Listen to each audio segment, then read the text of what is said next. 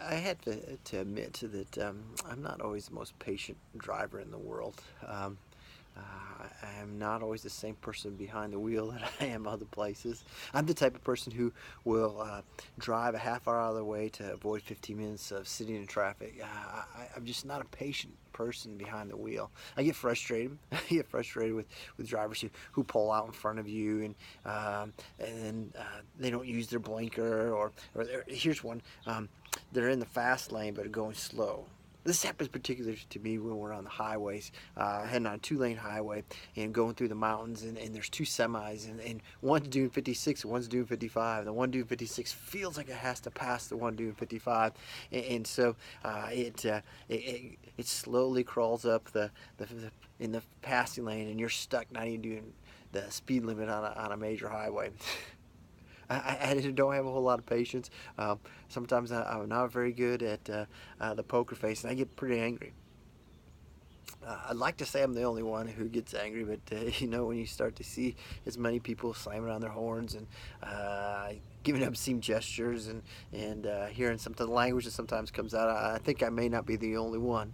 I may be the only Christian, but it happens all over the place. But recently, while driving, and some of that frustration, anger, kind of boiling up inside me, I began to get convicted, if you will.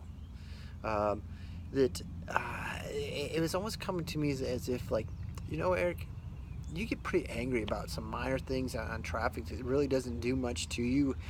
In fact, I'm sometimes the one in the wrong by driving too fast, being too close, whatever it may be. But I get angry, and God's like, why do you not have that same anger towards the own sin in your life, or the sin of the church? Jesus was a prime example of his righteous anger and going into the temple and just tearing up the tables because of how they were representing God's house, the house of prayer, which was not being a house of prayer. And Jesus, like, this isn't right. And he didn't casually go in there. He tore it up. He was angry about how they were representing God and who God was and what his temple represented, his house. I wonder if we have that same righteous anger for God's church now, when the church misrepresents who God is. The racism that sometimes takes place, the way we treat other people, the selfishness that sometimes we have, it's fostered in what we are. The message that, all you have to do is be good, and God will bless you financially. It's not biblical. And it's a misrepresentation who God is.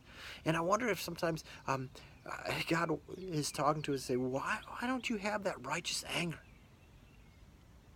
That anger that we have towards when somebody does something towards us in a vehicle.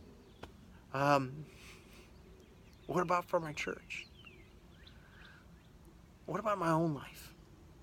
Those sins that so easily entangle me. Do I have that same righteous anger that Jesus would have?